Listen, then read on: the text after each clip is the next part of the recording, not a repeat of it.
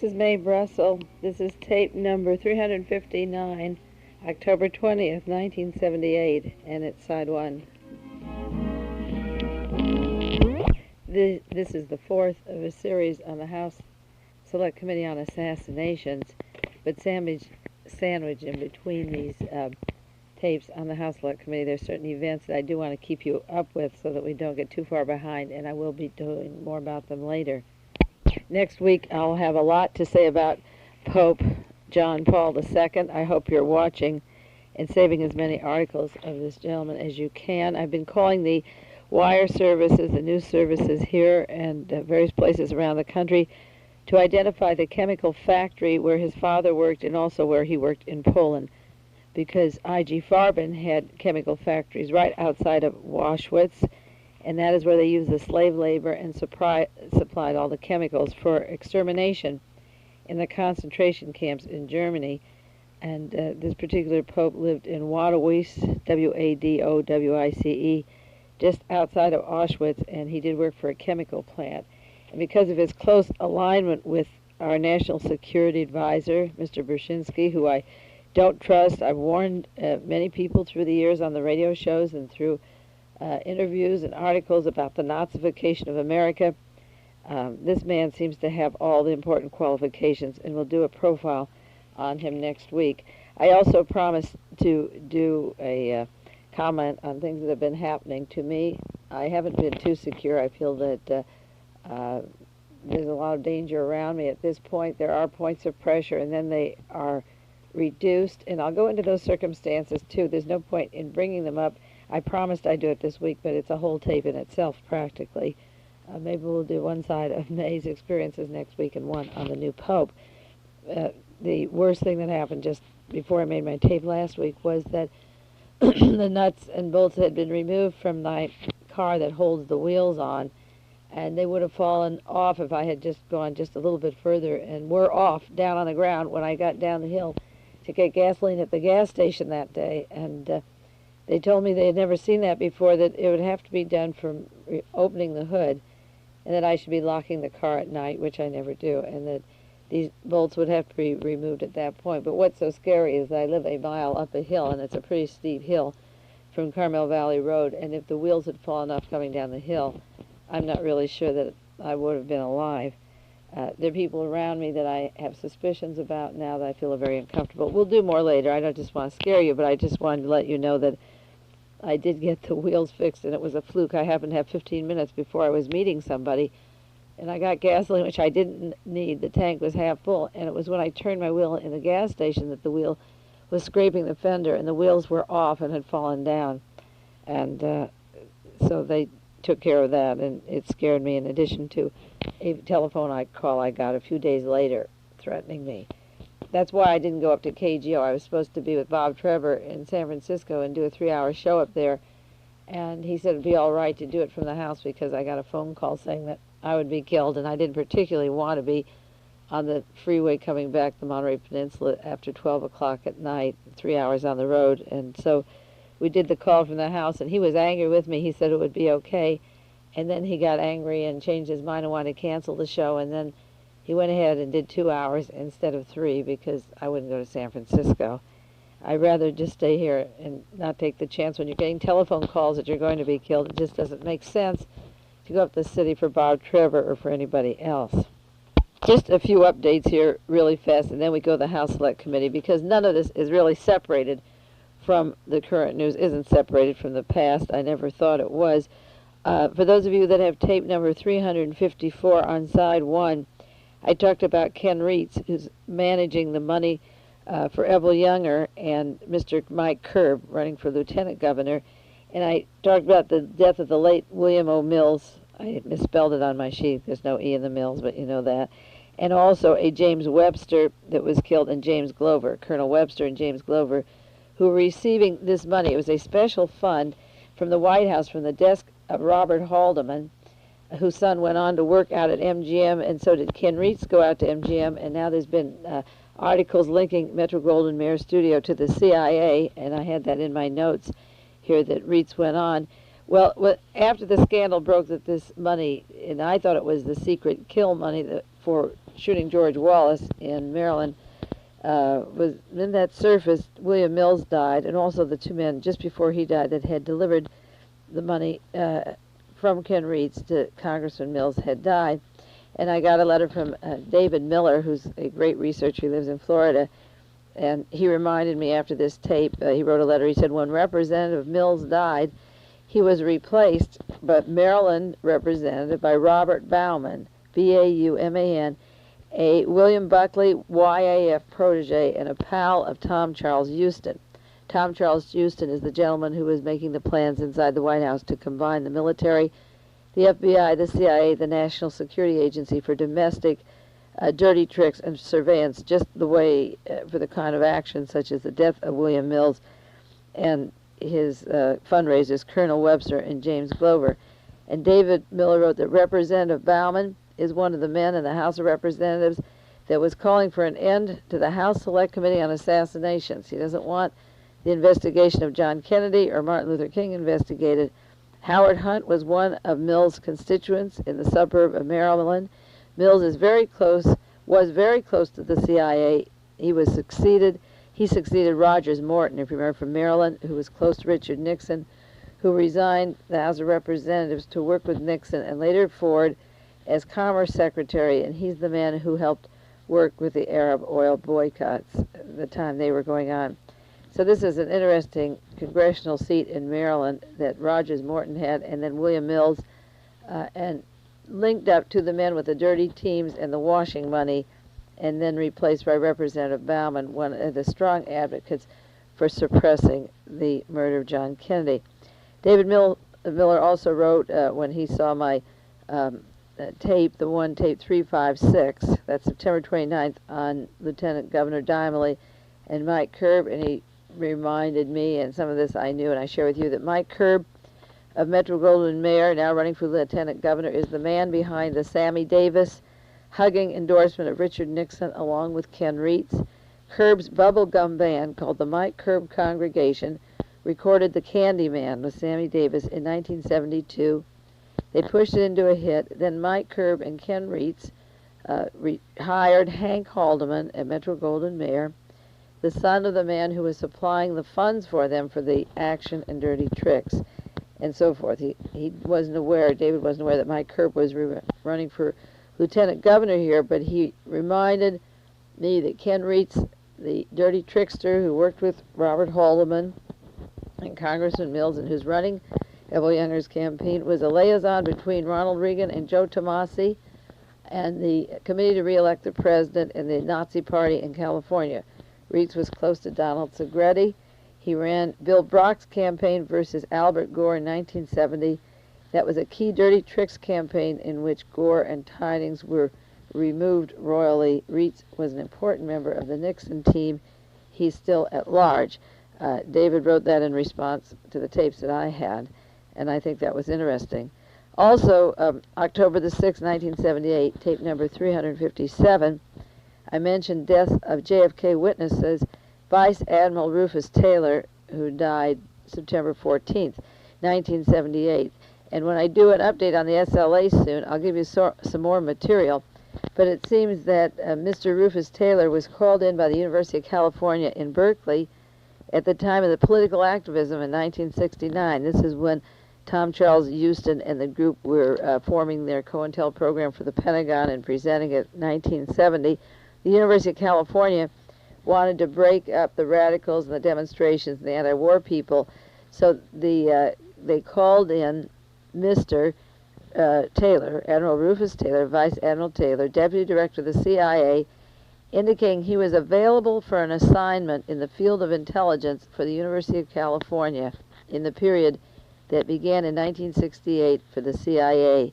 They contacted him, and it's interesting because when the SLA came down and these various agents moved from Indiana, from the Tom Charles Houston headquarters in Indiana, Emily and William Harris came to California. William Harris worked for the federal government in the post office, and Emily Harris worked at the University of California. And what I wrote in my article, the SLA is the CIA, was a dummy front that should be investigated. And Colston Westbrook, who worked with Rufus Taylor in Southeast Asia in the Central Intelligence Agency, came to the University of California to become, in quotes, a professor of urban affairs, and then was going to Vacaville to work with Donald DeFreeze from the criminal conspiracy section of the Los Angeles Police Department and turn him into Field Marshal Sin-Q.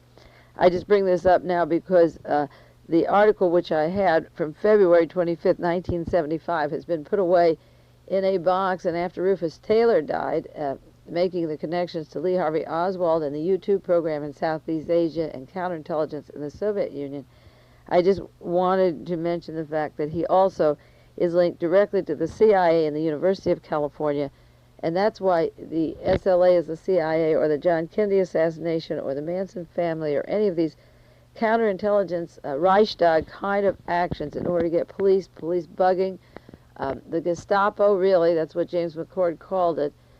These formations of individuals into clusters have a direct relationship to specific agents high up in Navy intelligence, and I think that the links of Rufus Taylor, the University of California, and then the SLA people coming out to Berkeley is something we'll have to do at length in the future. This Fred Crisman, whose name I have on the bibliography here, is described by Jim Garrison, the district attorney in New Orleans, who's now a judge, as being probably one of the most important witnesses in the entire Kennedy assassination investigation. Of course, Crisman worked for Navy intelligence and the CIA, and I even think that Richard Helms and Vice Admiral Rufus Taylor are above Crisman, but Crisman was one of their schleppers, and he is important. And I wanted to give you a little background on him because the House Select Committee showed pictures of the tramps, and they showed Frank Sturgis and Howard Hunt. He was Frank Fiorino in those days, and they used this anthropologist to say that these men weren't in Dealey Plaza. But they did confirm that the man in the middle was Fred Crisman, and then they just let that go. Not what was Crisman doing with these two men. If you don't know who those men are, at least identify Crisman. So I had information from my Crisman file, and I want to pass it on to you. And I've given you just a little bit of a resume about him, and I'll be writing more about him so that you can have it. He had been investigated by Jim Garrison and his committee and a group, and came up with information that he was a CIA agent. The number he used is 4250. He worked for the Central Intelligence Agency in the Internal Security Section as a disruption agent, and he was to the Oregon school committees, the congressmen, the Tacoma, Washington area, and up in Bellevue, Washington. He was a provocateur of the disruption order, similar to the SLA and the Mansons and the California violences and prison violences that we experience here.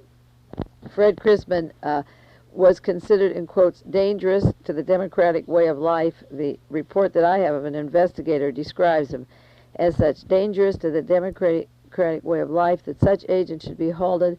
These men bear no love for the United States. They serve the CIA, only a part of the CIA, and they would kill a fellow agent as fast as they would arrange your death. This gentleman had, in quotes, a long-range planning commission, and the number that they give them never reveals what the master plan is that they're a part of. The document I have says that men like Fred Crisman should be retired from government service as agents of Internal Security Section and Disruption Agency, the ISSDA. Crisman was in the OSS and then the CIA that followed later, but many men from the OSS went right to the Pentagon, and then the CIA took up its new members. I just learned that recently, that all the OSS didn't go into the new CIA, they went into the Pentagon, and that's where the Pentagon keeps its muscles. He was rated, as I say, as a, quotes, an extended agent. He was a specialist on internal security at a time when CIA should never, and it still should never, be in the United States. It wasn't to find out if foreign agents were spying on us. His job was internal security of a disruption kind. He worked overseas in the United States Air Force as an officer. He was trained for disruption work inside the borders of the United States. He was recruited in 1942 into the OSS. He was aviation pilot, assigned to the 1st Air Commando Group in China, Burma, and India, and then a liaison to the British 5 Force, Roman numeral 5. He was trained with Britain. He was rated by Colonel Arthur Hunack as one of their top men. In World War II, he went to Tokyo at the end of the war and had intensive training at a school there with the code names LS, capital LS, then small ECE. He was in Saigon, Indochina from December, January 45 to 46. And these were the years, of course, when Vice Admiral Taylor was over there.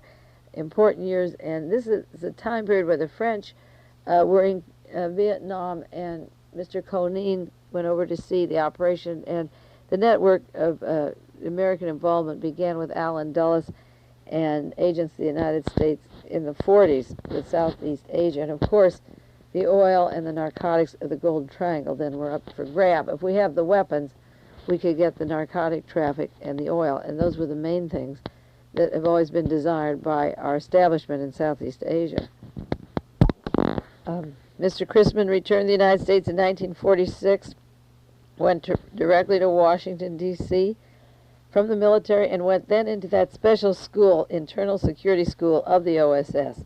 The CIA, you remember, was formed in 1947. So he was transferred from the OSS to the CIA for more training, and then sent out to the state of Washington, where he was assigned a special investigator for the state of Washington. He got into the politics in the area. He worked for a mayor in Tacoma, Paul Olson. He went to the University of Washington Political Science Department and in education, and studied in the university. He'd been in the Air Force and military all his time, studied education with minors in psychology and history. He took summer training courses at military bases, one in Fort Lewis, Washington, some in Fort Benning, Georgia, and some in Fort Sill, Oklahoma. They were all basic CIA training areas where few selected agents were sent with highly classified fields. As I say, the LS, capital LS, ECE, was the coded name for his section. The CIA denied to congressional investigators that this easy section, they call it the easy section, ever existed, but it does exist and has been written up in reports. He was trained as a disruptive agent. He submitted reports on judges and lawyers and civilian law training methods in the area. He became a friend of Mark Hatfield, and he was a professor at Willamette University in Oregon. As a formal naval officer of the OSS, Hatfield became the senior senator from Oregon, but he had been in the OSS, and he had a close liaison with Fred Crisman, at least according to the report that I have. It'd be interesting to ask Mr. Hatfield about his relationship to Fred Crisman in the area. The information I have about Senator Hatfield was that he was not officially a member of the CIA, but that he served on the secret committee to review funds for the Central Intelligence Agency and was counted as the possible extended agent of the CIA. In 1949, Fred Crisman was president of the Oregon Student Associations. In 1950, when the Korean War came, he worked for the CIA Reserves, and he was ordered to Wichita Falls, Texas, and then back to Fort Sill, Oklahoma, with special courses, and then to Japan with reports to the generals, and carried on during the Korean War with the military. Crisman worked with the photo section of the Central Intelligence Agency, and that may have something to do with documents that Lee Harvey Oswald had, or photographs. He was an expert in during the Korean War in photo information. He came back and became superintendent of the schools in Huntington, Oregon. This was a cover job. He then went to the National Education Association and then went to Boeing Aircraft in Seattle in 1960. This is just prior to the Kennedy assassination, and he also was active at the time for the Free Cuba Committee. He had a radio program, and I got a letter from a woman who asked me if I knew about this program. He was a moderator up there on a station in Oregon. He used an alias at the time, and he had Nazi marching songs. He would talk about the Free Play for Cuba Committee on his radio shows, and it was K-A-Y-E. He used the name of John Gold, G-O-L-D, and he said he'd like to shake the people up, so he played Hitler's songs on the radio station while he was a disc jockey under the name of Gold up in the northern part of the United States. Crisman was a provocateur. At Boeing, he snooped on various people, on their wives, their sexual habits. He had a built-in network of informants on the private lives of top executives and wrote lengthy reports on them.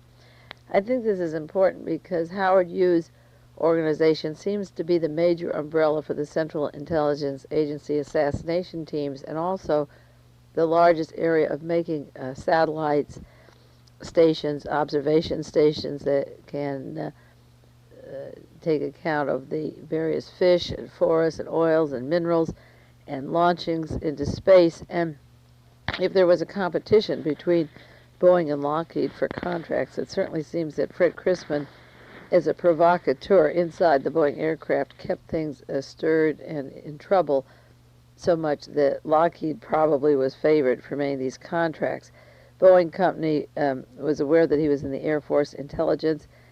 As I say, he had a network of informers there, and he worked on aerospace contracts. He rearranged their hiring processes, their security measures, and so forth. And he also brought in his Department of Disruptions and Divisions. Colonel Walter J. Walter Green, Air Force plant representative, traced the source of much of the trouble at Boeing aircraft to this Crisman, who was the Air Force agent, and they were dissatisfied with him. He resigned from Boeing and went to Washington, D.C. Until January the 1st, 1963. Now, during this time, he was down in New Orleans and knew Clay Shaw and David Ferry and was active in the southern part of the United States. He went from Washington to New Orleans. He had many friends there, political figures. He made New Orleans a headquarters for small disruption areas, which is, I'm reminded of Lee Harvey Oswald with his altercations and counterintelligence in front of the Trade Mart in New Orleans. He took over the easy section of the CIA. As I say, that was one of the sections he was working with.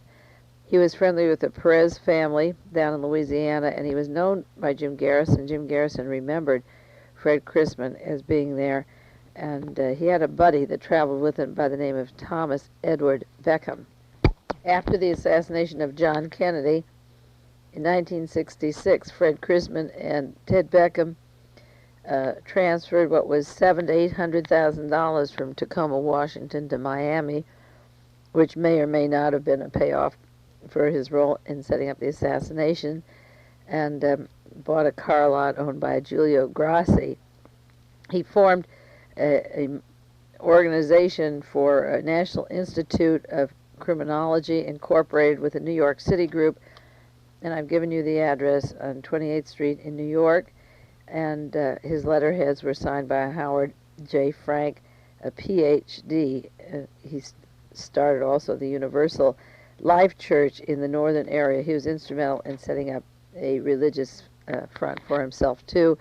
He marketed tear gas pistols, tried to market them, and he also had a school, this National Institute for Criminology, that was to set up schools to train future police officers, and he gave them honorary diplomas for state and police chiefs, people that worked with him. This was after the assassination.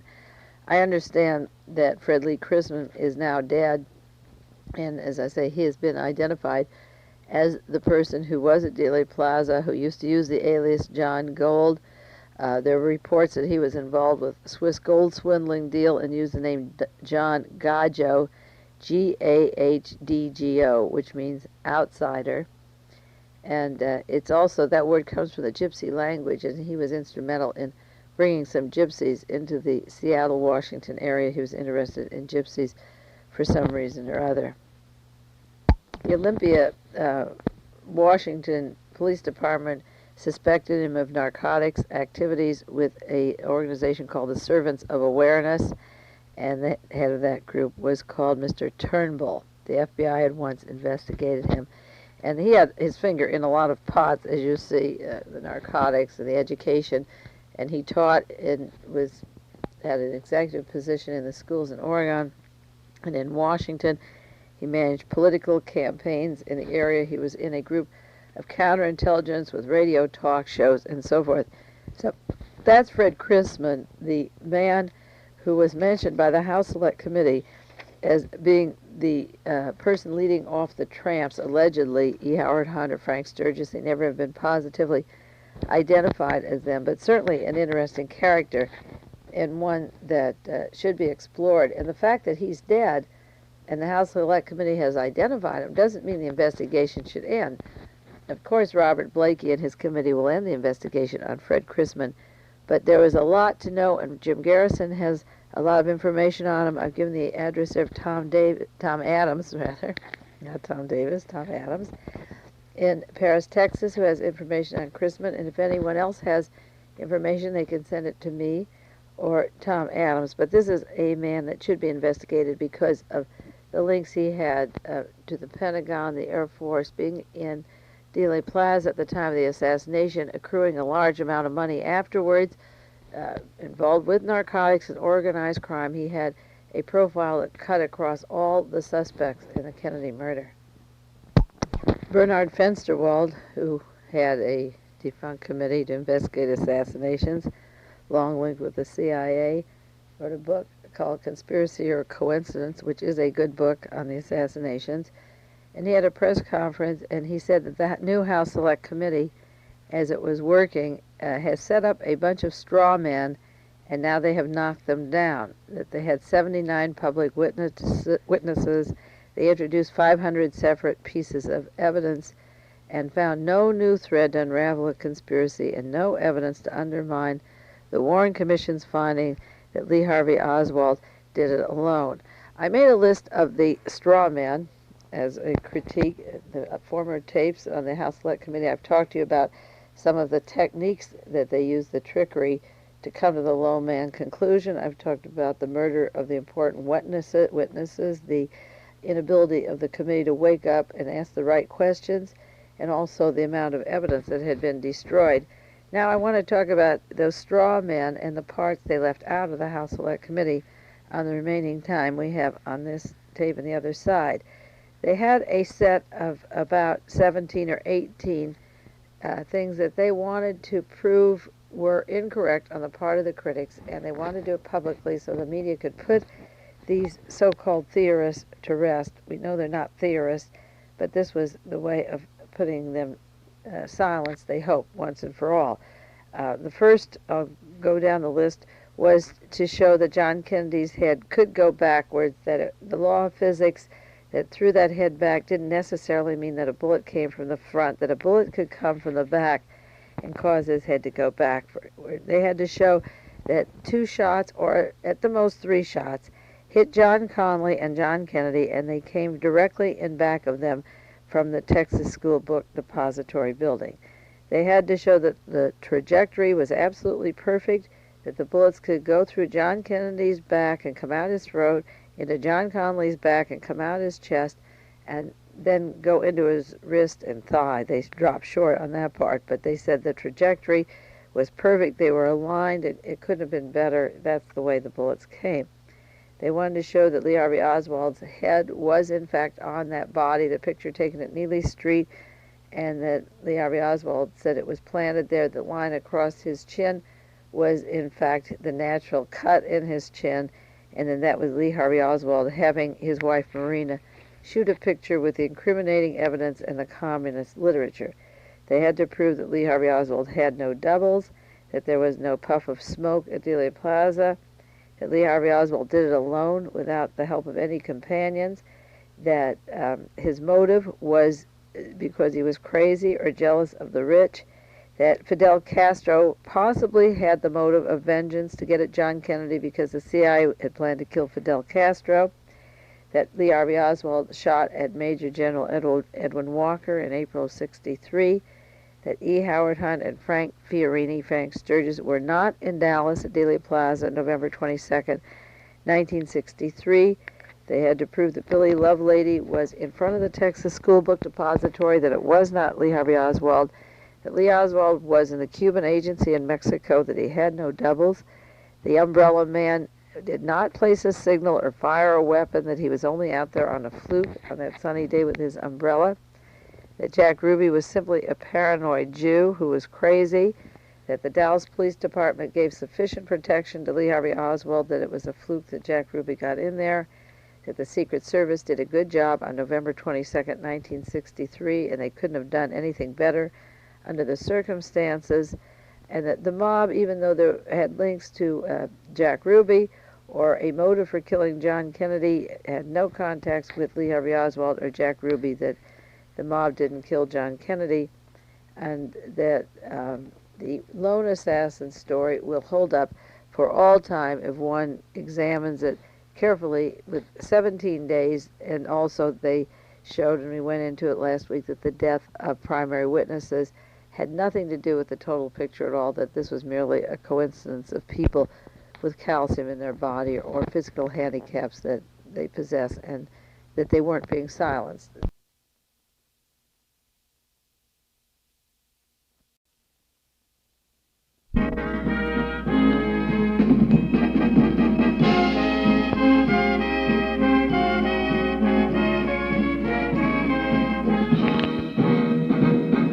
Good evening, this is Mae Brussell. It's Carmel, California. I'm in Carmel.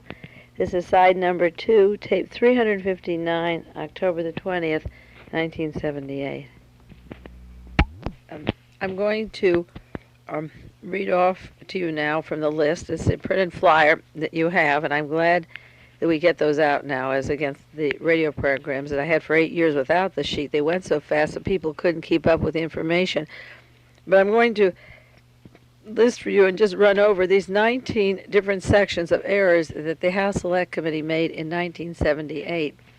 I'm writing a book on the House Select Committee. This is just a resume of the work I'm putting together, these last tapes, these 4 tapes on the House Select Committee. I've been working the last 3 weeks on a book, and I'll be working more. I have an agent now back east to take care of it, and I'll be doing articles and hopefully a book on that and an update on the SLA. This agent is going to carry the outline of both of those and see which we can get published first.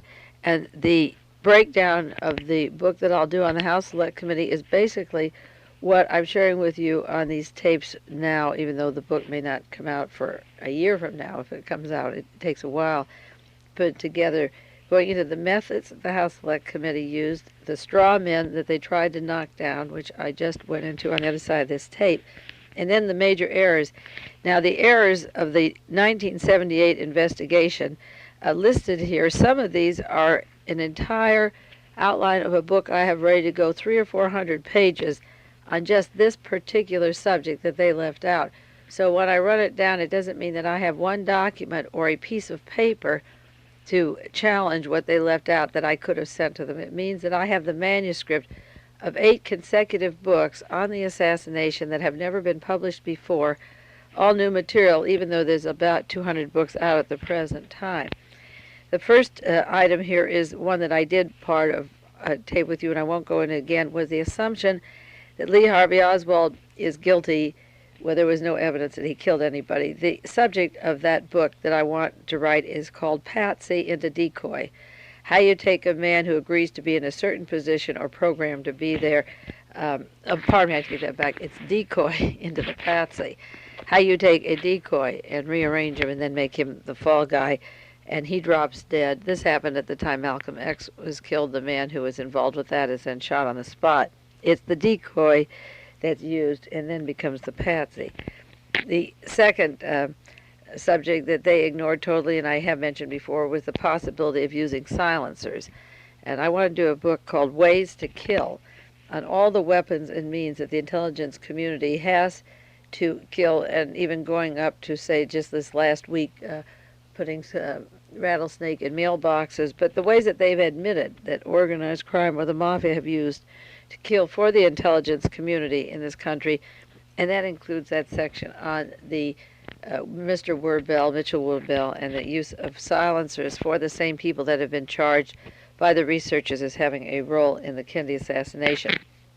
The third error, which they never went into, again, the subject for a large book, Marina Oswald's motives for lying that have never been exposed. And this goes into, there's a new book out called The Russian Fascists. It goes into the movement of the Solidarists, the White Russians, the anti-communists, Herbert Hoover, funding the czars to get out of Russia when the revolution came and settling them all over the world, to the Manchurian railroad connections of the czars in Manchuria and around the world, the Trans-Siberian railroad trains that carried them out of Russia, and the network of these fascists with swastikas and Nazis, and the link of Marina and the motive, her motivations for doing the things she did, because without her, there would be no way to pin this assassination on Lee Harvey Oswald, and she's a book in herself, and also her links to Priscilla Johnson and Svetlana Stalin and the Central Intelligence Agency.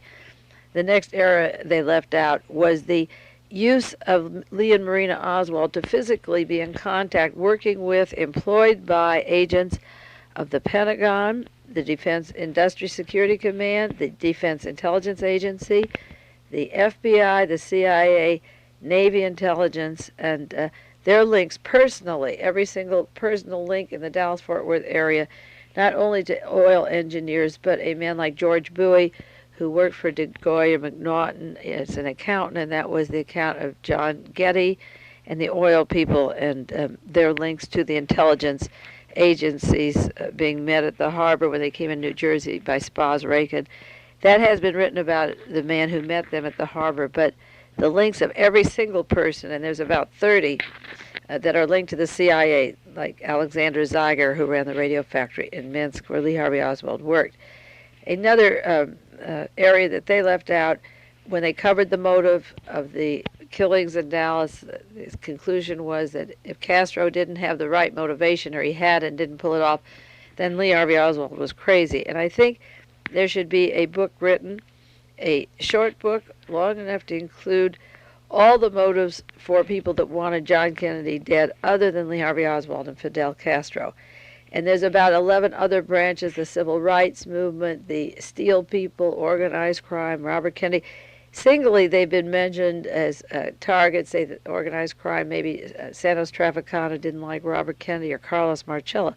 But also the Kennedys were disliked by the Pentagon, the Central Intelligence Agency, and take each area of 10 or 12 motives for killing John Kennedy and then show how they all wove together and where people from each area were involved, and that's an important area. When I said the wrong witnesses called, I'd like to do a book on witnesses that were not called before the Warren Commission, and also the witnesses that were not called in 1978.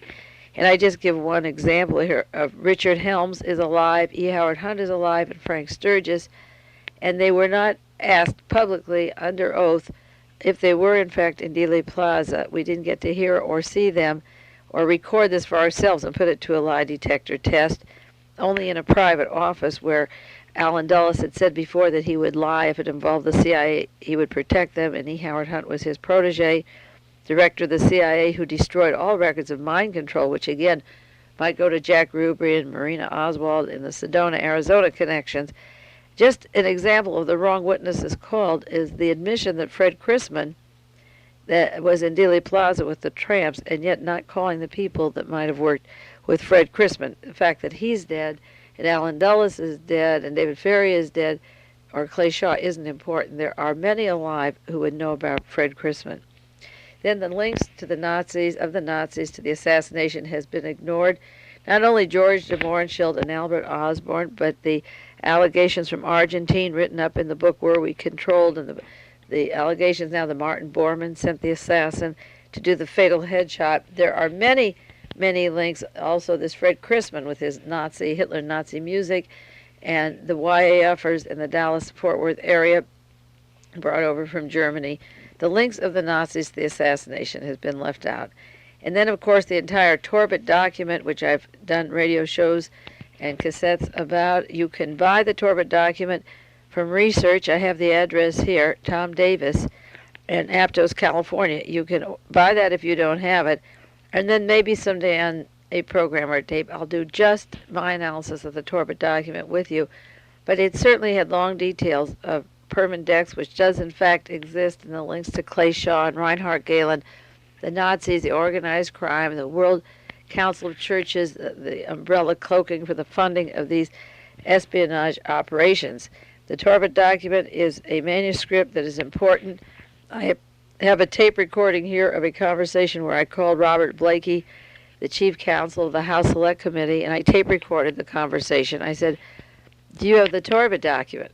Because I would gladly spend $15 and send it to him if he didn't have it. But if he had it, there's no reason for me to duplicate it because I'm always going broke and I just can't invest sending material around if it's duplicated, And he said, "I'm not allowed to tell you."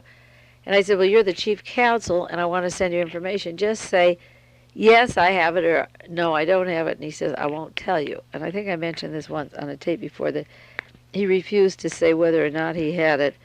And I taped that so that when the cover-up came down, I could insert a transcription of the conversation and the date with Robert Blakey.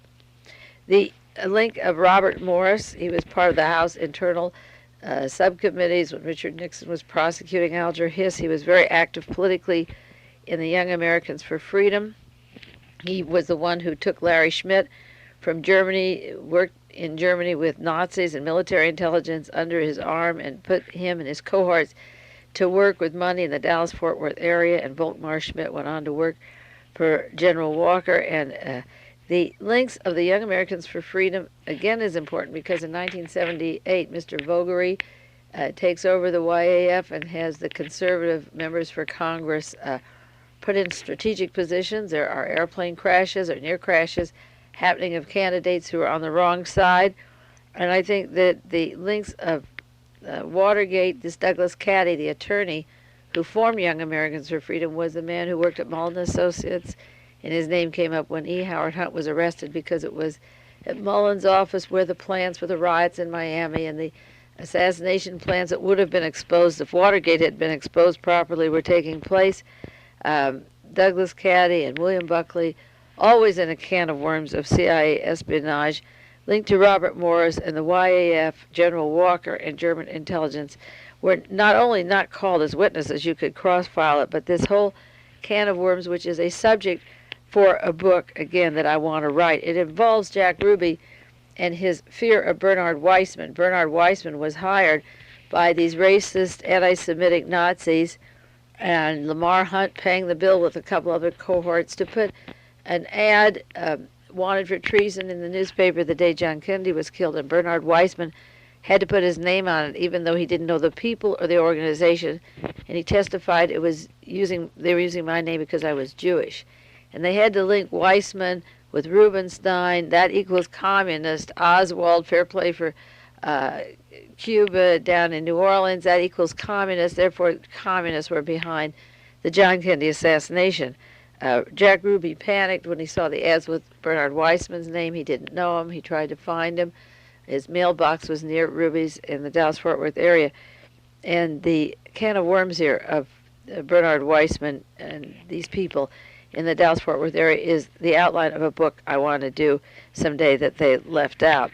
They also avoided adding up the deaths, which we did last week and the week before, deaths of important witnesses to solve the puzzle. That's primary, and they left that all out with one quick sentence, I think 17 minutes of just slurring over that fact.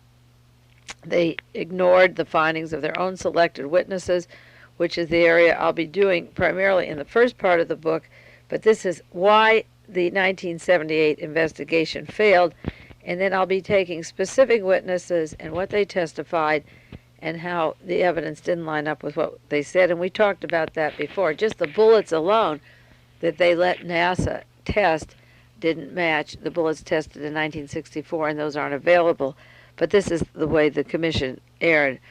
The next part that's important is the reliance on a parade of so-called respectables. They're running out of people because many of the witnesses are dead. So they took living people with well-known names like not doctors, John and Mrs. Conley, Nellie Conley. He's off to see the Pope, to see that inauguration of his CIA Pope this weekend. John Conley wants to run for president in 1980. He was a witness who came on and could keep repeating the bullets. Either were 2 or 3 in back of me, and that gave credence to the bullets all coming in back, never considering the front or the silencers. And of course, former President Gerald Ford and John J. McCloy, President of the World Bank, former President of Chase Manhattan, attorney for the Rockefellers, and John Cooper, and J. Lee Rankin. I had L.E. Rankin, it's J. Lee Rankin. and IBM attorney Nicholas Katzenbach, who was deputy attorney general when John Kennedy was killed. He was attorney general when Martin Luther King. No, that was Ramsey Clark. He was deputy attorney general, then went into private law practice. But he still had some important government positions. I have to look up the date that Katzenbach left the Justice Department and went on to greener fields such as IBM. Well, the respectables, what they had to say, as against what they could be asked, would make a marvelous article, if not a short book. The requirement of bringing in a lot of witnesses, such as the Warren Commission hearings, they bring in a parade. They can say this time we had 79 public witnesses, 500 pieces of evidence, and the statistics are very important, and the quality of the people, just bringing in these name people instead of the hard-ass questions, is the way that they assure you that everything is all right in the world, and the Warren Commission wouldn't lie to you, would they? They selected, as in terms of the Oswald double, 6 incidences of Oswald's presence, and set about to refute the fact that Lee Harvey Oswald had people impersonating him ever since he was in the Soviet Union, using his name. There was another Russian wife, somebody impersonating her, or else she was at 2 places at the same time, which is quite a feat. And that's one of the outlines of the books that I want to roll along, is the use of the Oswald doubles. Now, Richard Popkind did that years ago. I think he had 6 or 8 doubles. But I have so far 43 or 44 instances of, and I can give you some if we have time, where Lee Harvey Oswald was in one place and a man using his name impersonating him in another. And they just used 6 incidences of where Oswald was. Well, that doesn't prove anything. We know that Oswald lived and that he was at a certain place at a certain time, so it isn't hard to pull 6 out. But where were the other people while he was in these places? That's something they never addressed themselves to. And hopefully, if I do get one book published, then I can roll out with 6 or 7 books continuously, maybe do a series like Will Durant did on the history of the Western world. I would like to do a whole series now based upon the 15 years research. And one is on the Oswald doubles. The other material, which incidentally I have enough for a book for, is on the role of Gerald Ford from the CIA, the FBI, and Navy intelligence from the time he was Mr. King until he became Mr. Ford, his Machiavellian role, Mr. Good Guy always, the great family man. He wouldn't hurt anybody, good old shoe Jerry. I would like to do an entire book, short book, on just Gerald Ford to show how the media hypes a guy up and what the facts of where he is. And of course, the committee, the House Select Committee, brought up the question of were you informing on the FBI, for the FBI, about what the Warren Commission was doing and where their investigation was going? And he said no, he only maintained contact with them until they were working. But he also leaked the story of the Lee Harvey Oswald diary to Life magazine and wrote a book making Lee Harvey Oswald this lonely nut ready for the loony bin. And Gerald Ford was a very important media person.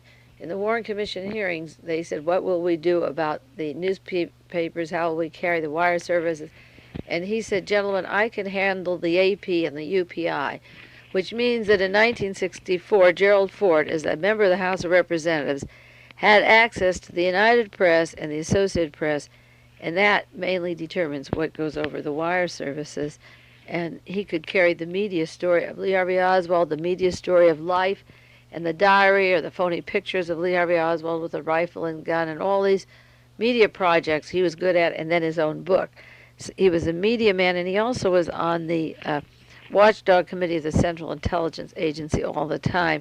And I'd like to do a book on Jerry Ford just to show what kind of crooks we have. Maybe do one part on Herbert Hoover and one on Jerry Ford, and show the kind of people who are running this country and explain why we're bankrupt today. Also, there's a whole book, an entire book could be done on handwriting samples of Lee Harvey Oswald. This House Select Committee reduced their incidences to about 6 examples where he was arrested in New Orleans, where he was at the Cuban embassy in Mexico, applied for a job at the Dallas Employment Agency, signed his name in the jail when he was arrested in Dallas. They pulled out 6 samples of his handwriting, and many of them, when he entered the Marines, were in the hands of public officials and could be duplicated because they belonged to the government all along, and Navy intelligence.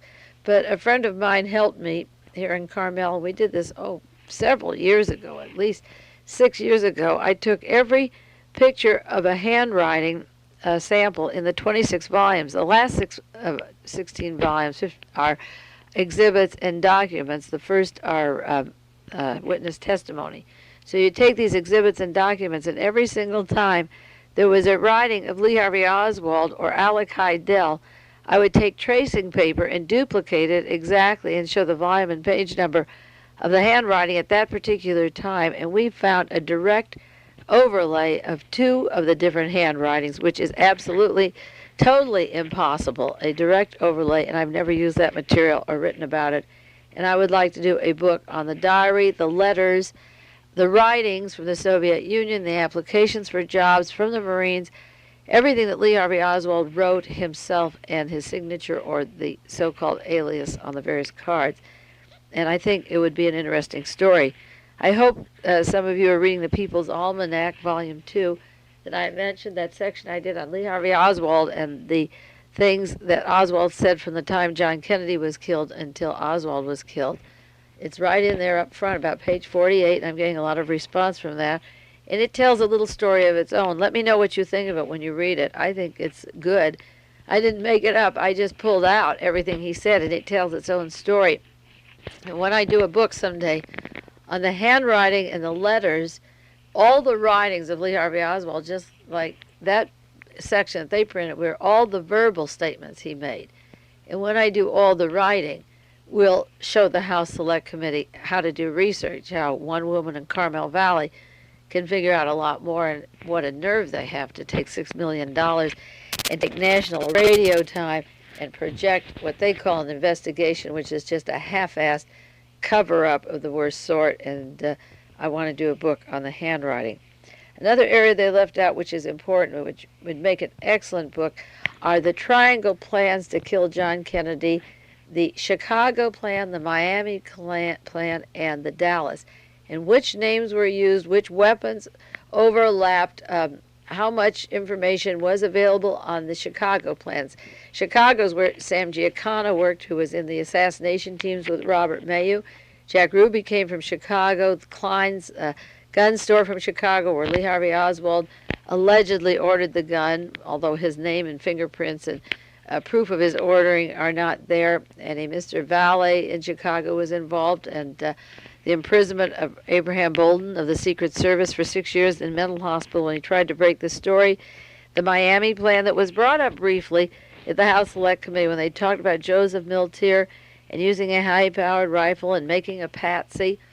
That plan was briefly mentioned but not investigated, and certainly not in conjunction with the Chicago plan. Now, they had witnesses like John Connally making Kennedy responsible for his own death because he wanted to come to Texas. We didn't really want him. It's something that he forced on us. It's really not very popular. And then the Secret Service says there's no way you could do it. He didn't want the bubble top, or we don't guard the windows.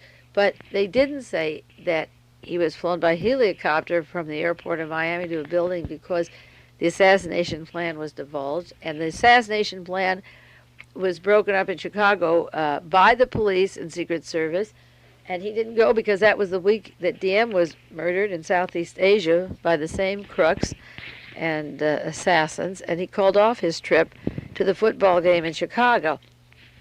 But the triangle of Jack Ruby's connections in Chicago, organized crime, the headquarters of E. Howard Hunt in Chicago, the assassination teams, the book Were We Controlled, has pseudonym Lincoln Lawrence wrote it, and it tells that circulating in Chicago was the script for the Kennedy assassination, and the code name they used, the man who wrote it was Mr. Warren, and that's the name that E. Howard Hunt used at the time of Watergate. So there is a lot about the Chicago assassination attempt, and the House Select Committee dwelled over and over again about Fidel Castro and members of the Cuban embassy and an architect from Cuba, and another gentleman in the embassy, and Castro made a tape, and organized crime, talking about Castro, going on and on about Fidel Castro, but ignoring the triangulation of Chicago, November the 1st, then Miami, then November 22nd, he got it in Dallas. The third plan worked. the one in Chicago, involved a man by the name of Oswald who drove a car, and Lee Harvey Oswald didn't drive a car. The one in Miami involved the high-powered rifle with the scope and the getaway and the patsy.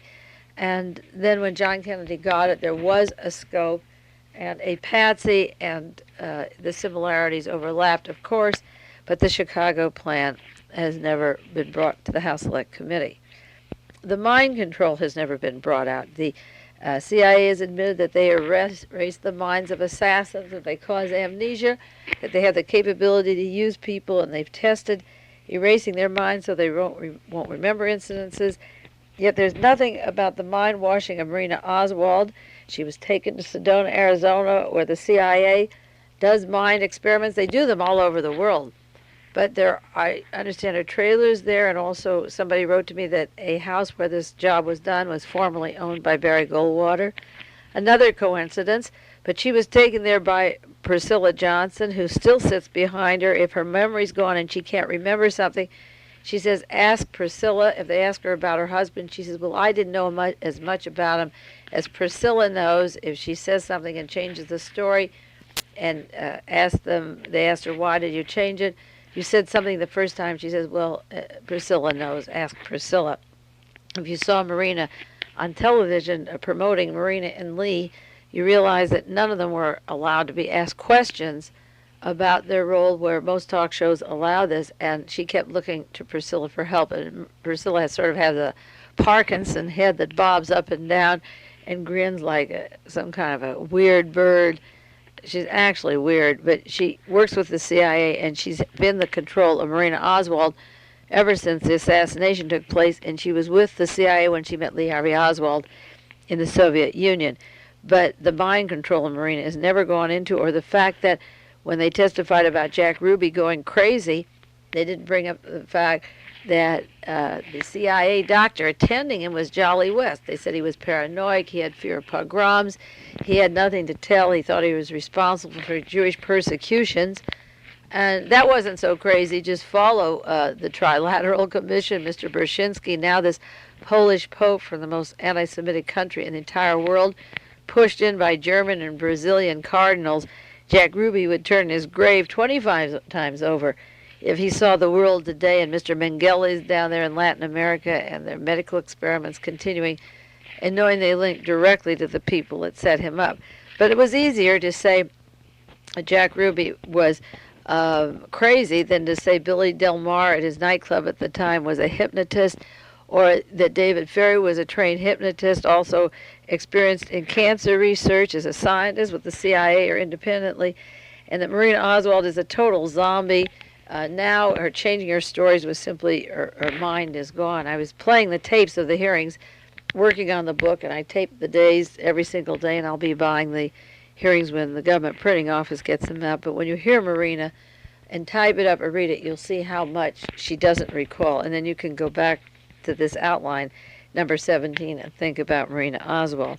And then, of course, they left out Jack Ruby's contacts to Central Intelligence Agency, to Warren Caroll, to Connie Trammell, to the Republic National Bank that is responsible for CIA black money for killing, his contacts with Lamar Hunt, and Bertha Cheek, that was the sister of Earlene Roberts, who owned the rooming house where Lee Harvey Oswald stayed. Bertha was offering him $17,000 or $18,000 3 weeks before the assassination. All of that was passed off by just saying that Jack Ruby had fears of being persecuted as a Jew, and no contacts, as I say, with a hypnotist or with the people who had money, who were offering him money, who were notoriously anti-Semitic. And I'm sure as soon as he was trapped, he wanted to talk and realized what had happened. I do want to do a book on the mind control of the people involved in the assassination, not only the mind control, the destruction of the evidence, but the Jack Ruby Marina control. Many of you know that I've done 15 years' work on the assassinations, and it's all in notebooks and binders and files. So the putting together of the books isn't going to take as long as you think, because the interweaving of the work has been going on for years.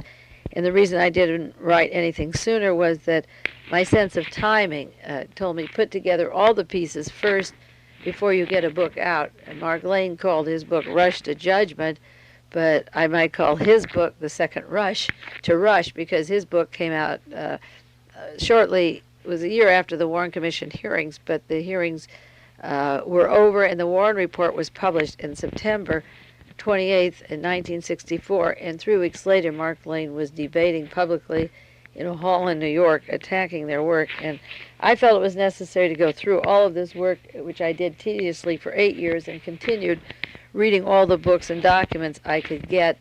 Now I feel that the research part, I'll never stop collecting information, and people are sending me things all the time, just like a letter I got this week with the story of Fred Crisman with the Nazi marches, the Hitler marches on his radio station. I knew a lot about him, but I didn't know that he was talking up there about Free Cuba Committee or playing Hitler's specific song. So every day somebody sends in another piece.